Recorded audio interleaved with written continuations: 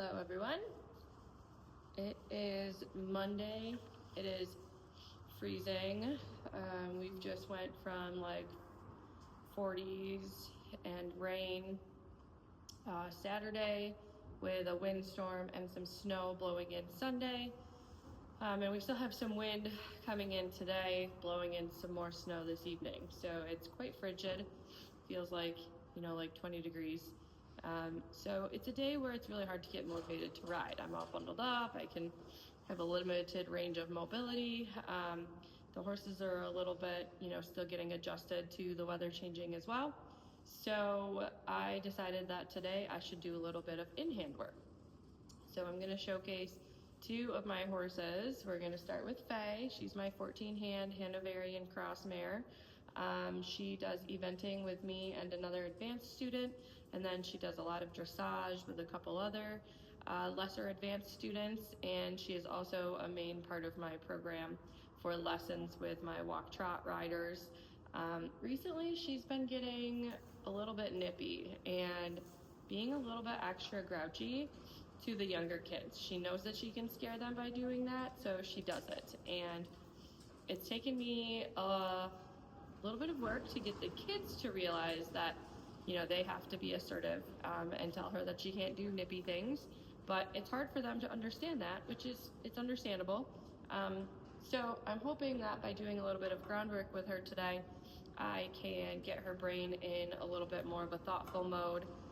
It's also a good chance to kind of see where she's at with the wind that we've got going on today. It's kind of making a lot of creaking and banging noises on the outside of the arena, and sometimes that gets her a little bit more worked up as well. So just kind of taking some time with her today to work on some groundwork. So things you'll see me doing is I'm going to start with just a gentle lunging, walking and trotting on some circles, kind of making some straight lines to some more circles in different locations of the arena. And then we'll do we've got some blocks set up over here. We're going to do just some like gentle weaving exercises through them to get a little bit of that sort of spinal mobility going. But most of this I'm going to do with just my horseman stick, my nice firm stick, and then it's got my rope on the end of it that I can make do all sorts of things. And then I've also got a 20-foot lead rope, lunge rope with a smidge of weight to it, but not a lot. But I really like working with this rope. It's really easy to hang on to, and it's just heavy enough that like if you need to just let the extra fall on the ground, it typically doesn't get like tangled up on your feet like a regular nylon lunge line does. So I really like both of these for working anytime on the ground. Normally I would put a horse in like a rope halter or a cavesson, but for her today I'm going to keep it real simple and just keep her regular halter on, because a lot of times the issues that the kids are having with leading are in her halter when they're bringing her in from the pasture, or in her bridle when they're bringing her into the barn or into the arena from the barn to get ready to ride. So hopefully we can kind of help her through these things, and we'll see how she does today. So I will talk through what I'm doing as I'm going, and hopefully this will help any of you with your horses if you're having some similar issues or you just want to do something different with them. We're going to start with just a basic lunge circle exercise, and I'm going to set her out about 3 inches to the width of my rope and just kind of let her walk. I'm going to do the least amount of influence from me possible right away. I want to kind of see where her energy level and her willingness is today, as well as her balance. So this gives her some space to kind of figure herself out a little bit. I noticed she's got a pretty good walk, but she's super confident to the outside with her head and her neck. I don't mind it, honestly, because she's been pretty tight in her left shoulder, so I'm thinking this is her way kind of opening that shoulder space up a little bit. I'm going to look for that head to swing around a little more as we continue on. So we've gone 3 or 4 circles now, maybe 5. That's really easy to lose track. I suggest picking a point that you want to start running. So like I've got a few different options here. I've got the cone directly behind me. I've got the barrel that I've got the camera set on. Or sometimes I'll just use as I'm passing a letter, depending on where I am moving. So we've definitely gone 6 or 7 circles now, so I'm just gonna stop following her and start to slowly give a little extra on the lead rope, and she's gonna turn in and stop her motion. Good girl.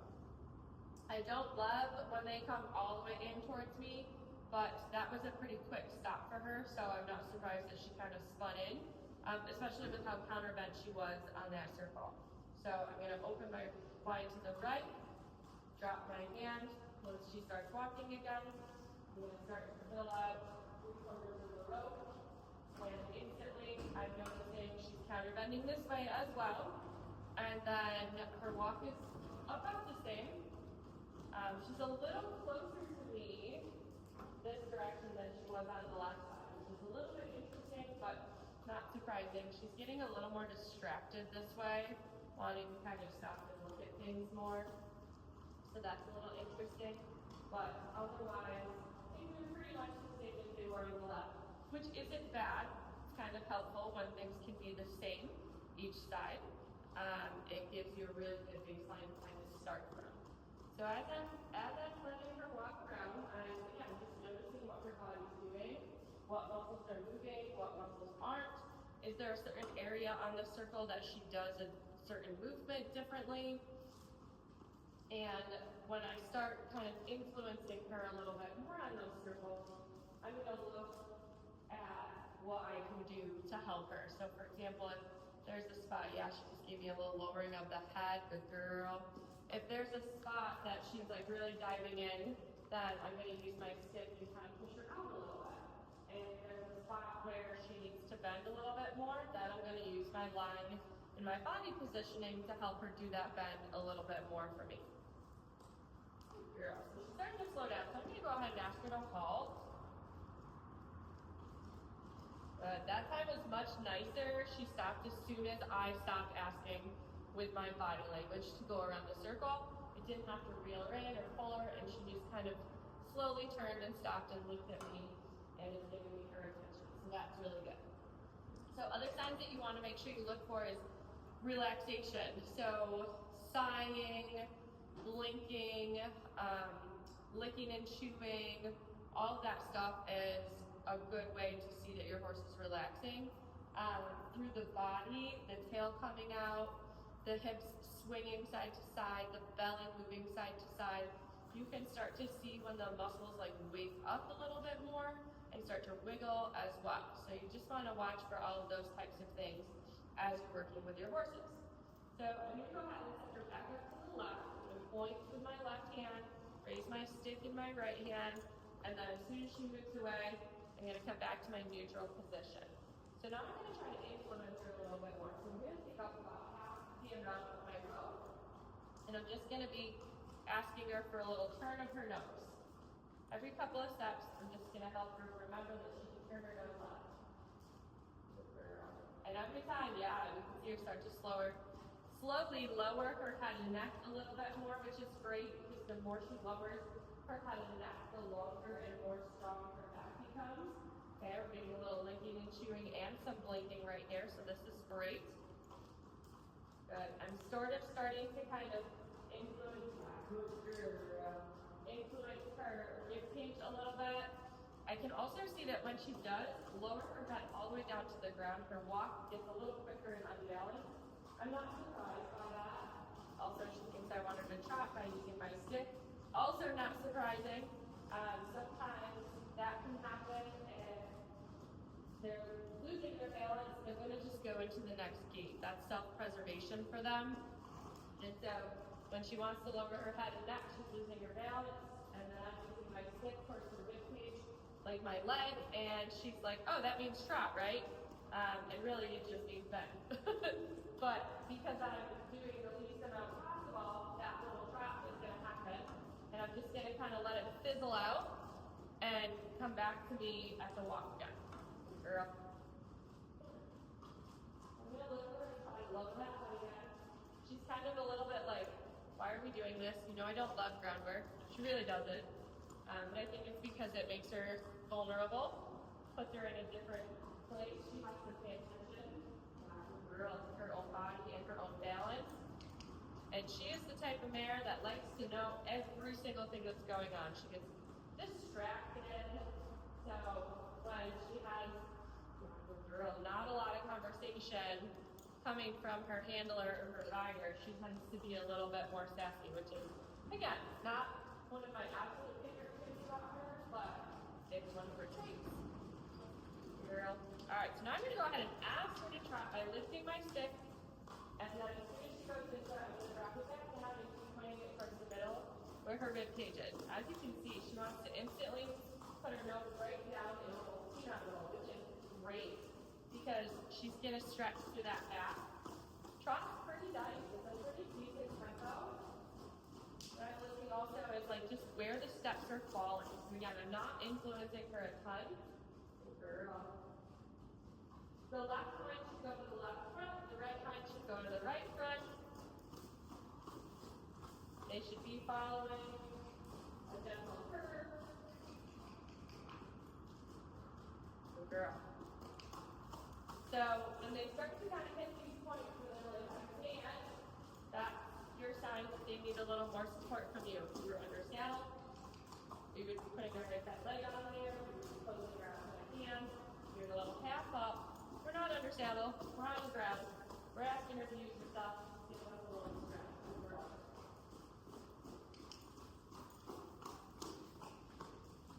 Yeah, good job. And then we get ready to go 3 more circles. I want to see if we can go 3 circles without me having to fuck her along. Don't mind if I have to give her a little positioning and use my stick, because I don't want to have to use my voice also. I want her to carry herself. So 1 circle. Get a little sassy now. Get a little confident. Let's do 2 circles. Girl, 3 circles. Good job. Good girl. Alright, so I'm seeing a little more spiritedness from her. Sometimes that happens as she gets a little bit more loosened up. And ask for a hold. Good job. Even better, I like that she stopped out on the circle. She didn't even turn to face me. Again, I like that because she's just waiting. Like, what if I was going to have her go back out on the circle again? She needs to know that. Now she's a little anticipating what I'm going to ask her to do. So we're going to have a little conversation here. I'm just going to wave my stick kind of to the side of her and in front of her to stop her body motion when she thinks she knows what I'm going to ask her to do next. She's not wrong that I'm about to ask her to change directions, but she does need to wait for me to do so. Good girl. So we're going to take like an extra breath here.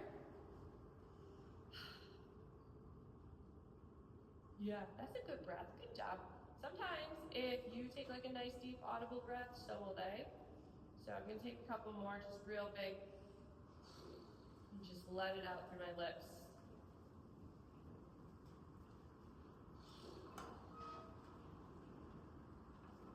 And I see her taking some deeper breaths as well. So that's great.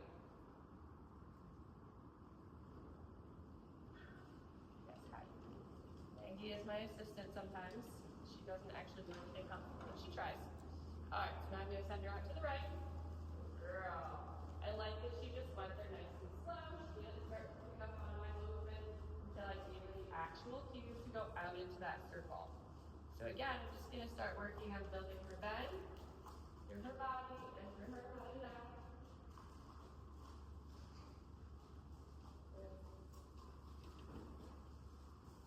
Yep. Get her walk to get a little quicker and inconsistent when I bring her nose around to the inside.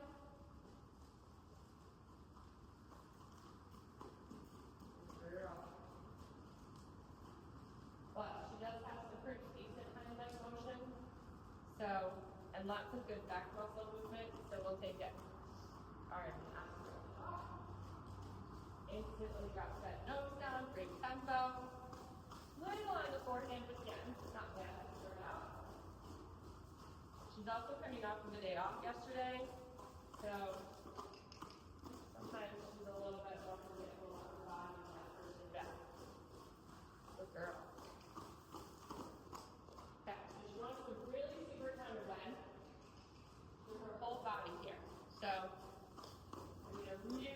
bring her into a little bit smaller bend and just ask her to keep positioning that rib cage outwards away. Almost like light nose would be, or a punches out. Yeah. Tell that makes her have to stretch a lot more. She's thinking.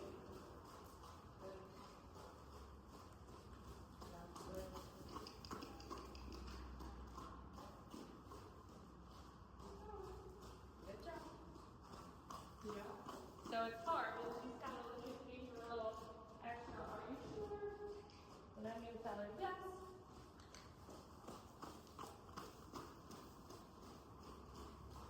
So I'm really kind of looking more towards her hind at this point. I'm looking at the rib cage.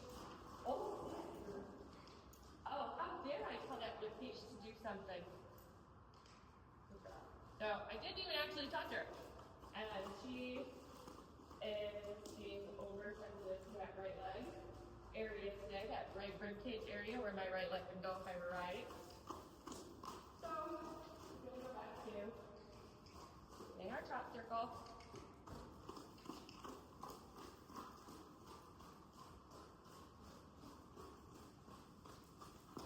Pulling out of the circle on this side over here. So I'm going to make sure that good.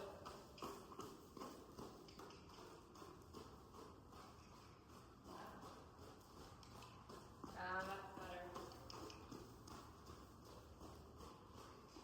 She really likes to kind of push her rib cage this direction all the time. It's kind of one of her things that she's always done, one of her natural tendencies. Good girl.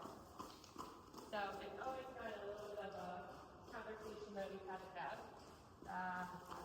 So she's giving me a little bit better than down. She's not quite willing to give me her pole though, but I'm not really attached to anything that can help her give me the pole. Yeah, there we go. Girl. You can see though that it makes it very tight to put that head down and keep this bend because her ears go back. She's concentrating on trying to do the hard thing. It's kind of like I've been doing Pilates lately.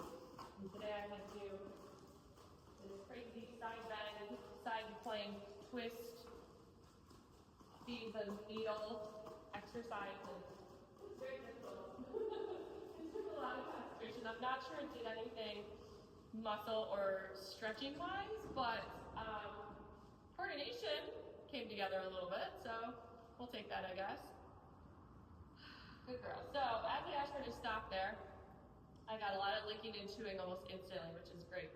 So that's where I'm going to leave our actual lunge session for today. I'm going to move into our weaving blocks next. So we're going to move into this weaving exercise. So there's 5 jump blocks lined up with about a horse length, maybe a little bit more than a horse length in between. You can use cones, you can use barrels, you can use hay bales, although that would probably be pretty distracting to your horse, so maybe I don't recommend that. I got this exercise from Tick Maynard. I've done a few clinics with him. I've watched a bunch of clinics with him. I've watched a lot of his master classes as well through an app that he's a part of. It's called Noel Floyd Plus. He has a lot of really cool techniques to create a lot of adjustability within your horse and just creativity. It allows your horse to be a horse. Explore different exercises kind of a little more naturally without being so forceful. Excuse me. I've seen him do this with like jump fillers as well. So like the butterflies or anything that you have that you use as a jump filler, you could also just use that as a weaving tool as well. So this exercise, what I'm going to do is I'm going to stay on one side of the blocks and Faye is going to weave through the blocks based on where my stick and body language tells her to go. When we get to the end, we're going to do a change of direction and then come back through it. And I'll kind of talk through that as we go. And then sometimes what you can do is you can use this exercise in conjunction with like a lunge circle as well.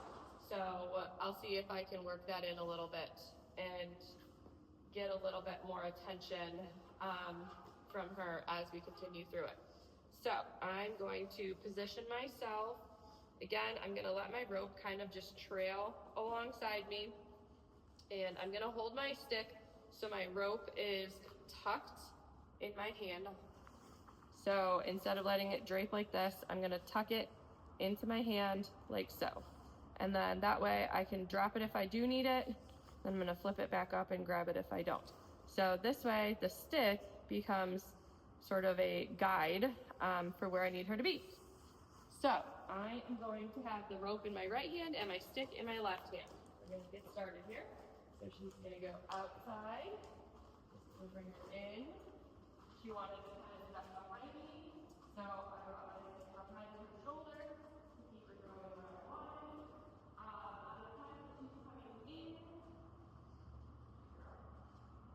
she's wanting to get a little bit speedy. So having my stick able to go in front of her a little bit is helpful. So she was a little bit better on that one. Really nice for the hold. Good. Switch myself around again. Good job. So I never intentionally hit her with this thing. I'm gonna drop my rope. I'm really good at that. It's a really good way for you to see how quickly you can cover it. Dropping your equipment. Changing my direction. My stick comes up in line with her eye, lets her know where I want her to go.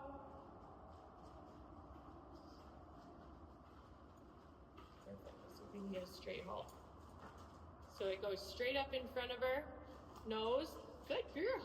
And I didn't even mind that she did a little back up, because that's her respecting the space that the stick was allowing her to have, and the cue that the stick was giving her, which was, don't go forward anymore. A lot of times, you'll get horses that they haven't been taught good ground manners in that sense that they don't respect the whoa. They just keep going and going and going around you. Next thing you know, you're wrapped up like a Christmas present and your horse is still not stopping. And that's obviously dangerous for multiple reasons. The other reason that it's helpful to have your horse be able to stop like this is it gets their attention, right? Like if you think about when you're riding under saddle and you do a stop, sometimes it's just to regroup, rebalance, and then go forward again. So you don't necessarily want your horse to take 5,000 years to come to a stop. You want them to come to a stop in a respectful manner that also helps get them to think about their body a little bit more. So the more that we can do that, the better our horses will be handleable in the long run. It pertains to everything. Leading in and out of the stall, leading in and out of the pasture. You can use these techniques in so many different ways, whether you have this equipment handy, or you just have the end of your lead rope, or even just your arm. Once you get the hang of it, it just kind of comes out, and it's going to be so much better. So real quick, while we're standing here, I'm just going to showcase a little bit of how to move each part of their body, because I realize if you don't know how to do that, then this exercise seems a lot harder than it is. So if I want her head and shoulders to go this way, to the left, I'm going to raise my stick and I'm going to close it. And she's kind of looking at the stick like, you're not going to make me do anything. So I'm going to just wave it in the air. And as soon as she takes that one step, I'm going to release it. And that's fine that she went back like that, because I didn't want a huge amount. I just wanted her to understand the yield to that pressure. So I'm going to lift it up, give it a little bump in the air. She yielded to the pressure. I'm going to stop. Very good. Okay, so let's do the same thing on the other side. Now again, she's pretty anticipatory, so she's already started moving.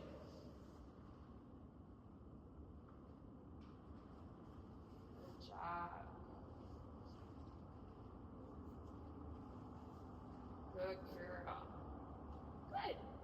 All right, now I'm going to ask her to come forward a smidge, and then I'm going to send her backwards. So I'm going to go towards her chest. I'm going to stay right here. I don't want to have to put pressure on her lead rope. She's already picking up the body language. You can tell we've done this before. So I'm going to kind of lean towards her, give a little swing into her space.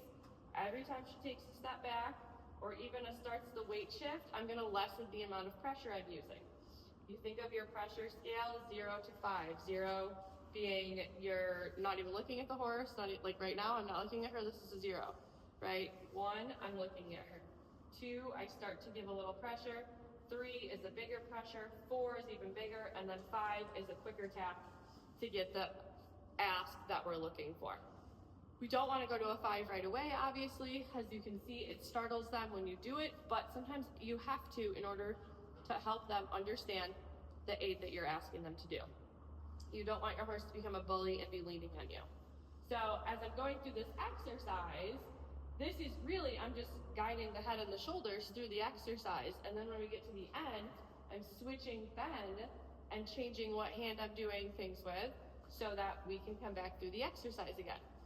So I'm going to do this one more time with that new thought process in mind, and we'll see what we can come up with. But I'm going to get crafty here, and I'm going to have her turn around this red block and start weaving from here. So I'm going to bring my head, yep, push her, keep her to the line, then back to the short line, a little tap, remember the point, girl.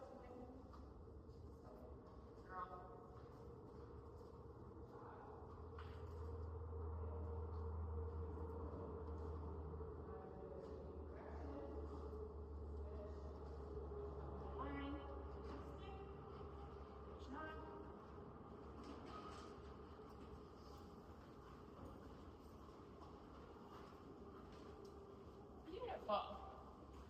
Get a nice alt. The other thing you can do with this exercise is you can back your horse through it. So backing and weaving is tricky, but we'll do one little demo. So I'm going to back her. And I want her to go to the outside of the black block. So I need to think about where her hind end needs to go. I'm going to move in front of her as needed to ask her to move her body.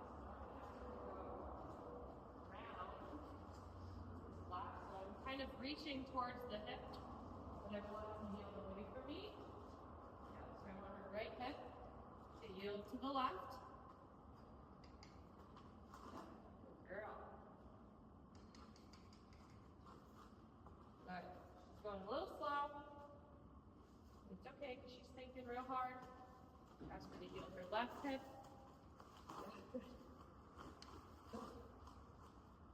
Excellent. Good girl. So good. Yeah, so good. All right. That's pretty good. So there's a couple exercises that you can do with that type of work, and I'm actually going to call it there for today.